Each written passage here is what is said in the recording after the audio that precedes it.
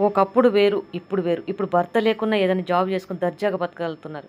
కానీ ఒకప్పుడు భర్త లేకుండా ఆడది ఒంటరిగా బతకాలంటే ఎన్నో చీదరింపులు, ఎన్నో మాటలు, ఎన్నో గుండె పగిలే మాటలనేవాళ్ళు జనాలు.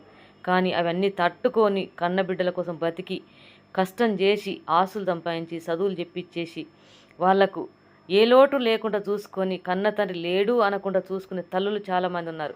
కానీ అలాంటి వాళ్ళని మాత్రం చిన్న చూపు చూసి చిన్నగా మాట్లాడకండి దయచేసి. ఎందుకంటే భార్యను తక్కువ చేసి మాట్లాడమని ఎవరూ చెప్పరు. కానీ ఎవరి ముంగట కన్న తల్లిని తక్కువ చేసి మాట్లాడకండి. కన్న తల్లి గుండె పగిలిపోతుంది. ఎందుకంటే ఆ రోజులలో తండ్రి వదిలేసినట్టు పిల్లల్ని ఆ తల్లి కూడా వదిలేస్తే ఏమవుతారని ఒక్కసారి ఆలోచించండి.